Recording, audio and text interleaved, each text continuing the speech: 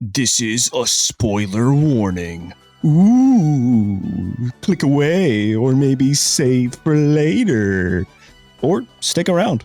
Trainers, the full set for Pulsing Aura has leaked already for Pokemon Pocket, so today we're going to be going over the top 10 cards, top 10 non-EX cards that you need to craft and trade for both competitive and collectors. So if you're excited, don't forget to like, hype, and subscribe, and let's hop right into our first card.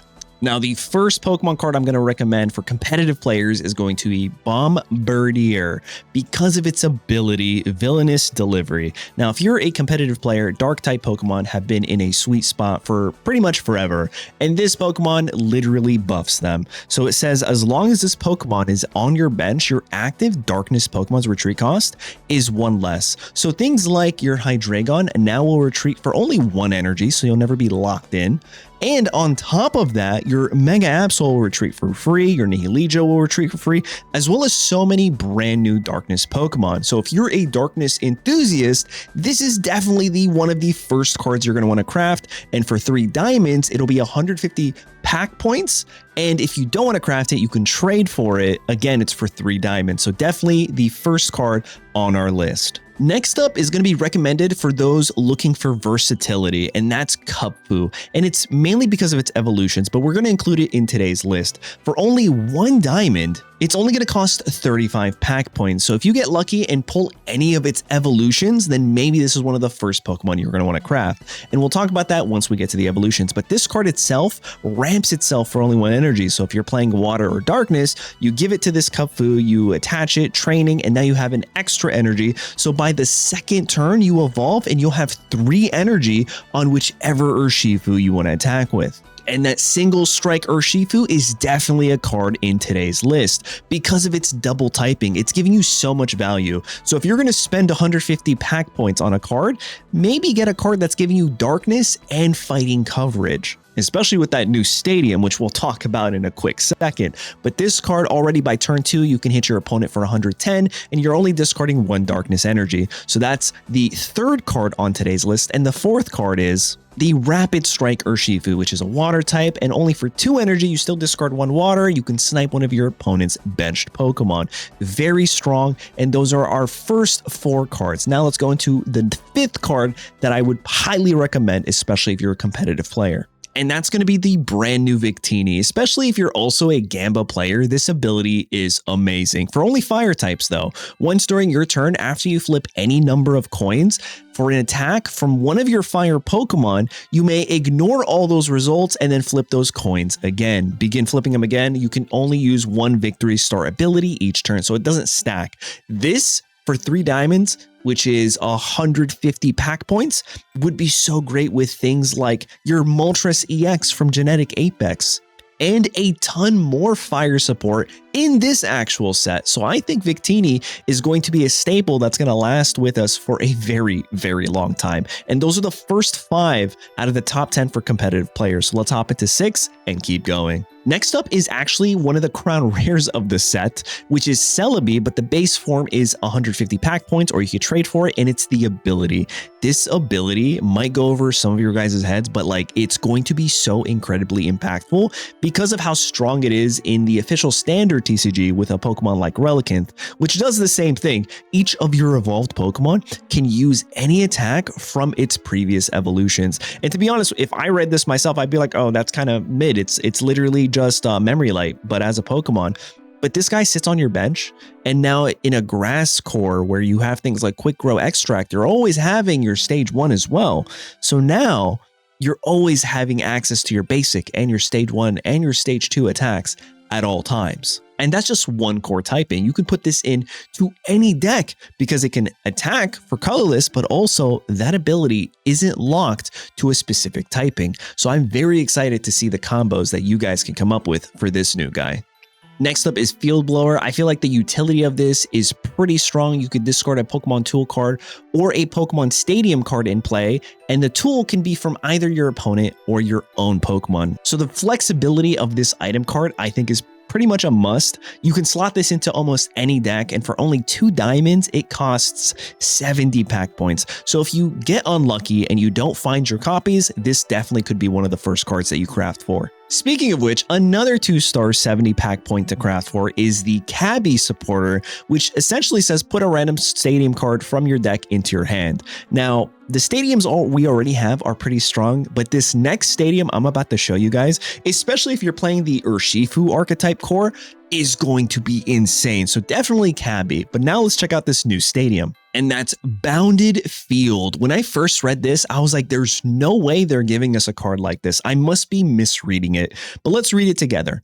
For only 2 diamond, again, 70 pack points to craft, when applying the opponent's active Pokemon's weakness to damage from attacks used by Pokemon in play, both yours and your opponents that aren't Mega Evolution Pokemon EX, so there is a caveat, you can't use this against Megas, apply a weakness of ×2, which, if you don't know, is insane. That takes a Pokemon that dishes out 60 damage and produces 120 damage onto your opponent's Pokemon. I thought the whole reason we didn't have a multiplier of weakness is because of the lower HP threshold in Pokemon Pocket, because in the official standard, the weakness is ×2. So you're like, Badoo comes in and it could hit for 20 damage, right? If your opponent's weak to grass. Same thing now here. If you have this and your baby Pokemon, your opponent is weak to fighting, and you have a Tyrogue, well, now your Tyrogue is hitting your opponent on turn 1, you going first for 40, which is insane, you guys. So definitely a card that I think is going to be a must-have, at least in this new set, to definitely play around and see how strong and meta viable this is. But speaking of meta viable, I think Badoo here is a definite must. Unfortunately, it is a 3 diamond, so you have to get lucky to find this guy. There is a full art, so maybe you'll get copies of that. But for 150, I would probably just want to trade for this, because Prickly Powder, I think, is going to be a very strong and toxic effect. 10 damage, and the defending Pokemon loses all their abilities. We're getting a lot of really cool abilities. Let's pretend your opponent has a Birdier that can retreat for free. However, you're going first with your Badoo. Well, you hit them because you require 0 energy, and now your opponent will have to invest energy to retreat their Bombardier. That's what they're called. I called it something else, which I think makes this card very strong and very impactful. But there you guys have it. Those are the top 10 cards that I recommend you craft and potentially trade for first, especially if you're trying to build meta decks. Now, let's talk about opinions, and I'm going to share my opinions on the top 10 very pretty full art cards that you definitely need to collect for first. Hey guys, just want to take a quick break from the video to thank you for always watching and supporting the channel. It means the world to me. But did you know that you can support the channel even more by becoming a member here on the channel for as little as $2.99? Yeah. By becoming a Team Crown Grunt, you're going to get exclusive access to our Discord server and the benefit of knowing that you're forever funding every future Pokemon Pocket video here on the channel. Because in this economy, it's been kind of rough. But beyond that, if you want to support even more, you can become a Team Crown admin and have your name up here in the corner. I had to look to make sure that was the corner I was pointing at. But beyond that, guys, I just wanted to say thank you for all the support. And even if you can't support monetarily, all the likes, the hypes, the comments are truly appreciated. So thanks again. With that, let's hop right back into the video. And starting off, we have Trico here.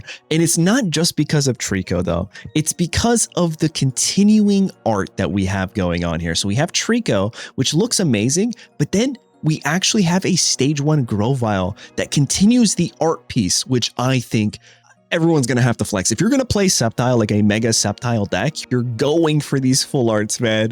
These are beautiful, but that's not all, you guys. We have a rainbow, and I'm breaking the order of things, but I want to continue the art style and the continuation of the actual art piece. And here's the Mega Sceptile, and they're all connected in one full image. And I love these kind of cards that always continue that way. I think it is fantastic. Speaking of which, I already mentioned a Badoo, so I'll show you guys the full art Badoo. This is a competitive card, but also it's really cute. Like, what? That is an adorable card, and for a 3 diamond, getting a full art variation of this, I think is a win-win regardless. Also, I know the video says no EXs, but this is mainly for the collector's aspect, so I don't really feel like the rules apply here, because these cards are going to cost you, what, like almost 400 pack points to craft? So these are more so for trading aspect. Instead of crafting, this is the trading for collector's portion. So let's move on to, if you're a Generation 5 fan, we have Zekrom here, which looks absolutely stunning, but it doesn't stop there, you guys. They gave us a full art Riolu that I think is going to go into every single deck. This thing is just stunning.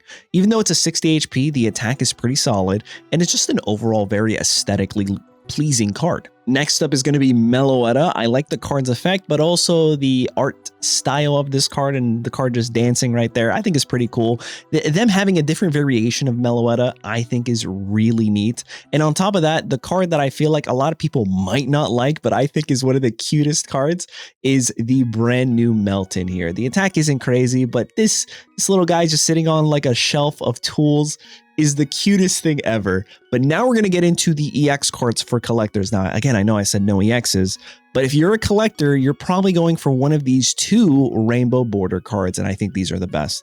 We have this Magnezone here.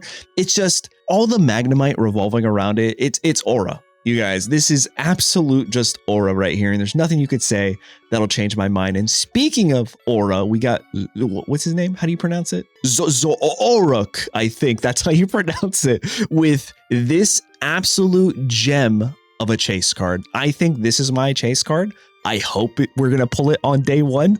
Let me know what you guys are hoping to pull day one. And that's pretty much it. Let me know in the comments what you guys think. Let me know if I missed any other cards that you think are pretty valuable for competitive players. And also tell me which card is your chase card in the comments. With that, guys, don't forget to like, hype, and subscribe. Thanks for watching, and I'll catch you in the next one. Later, there will be a ton more videos. So stay glued to your feed back, I guess, yeah.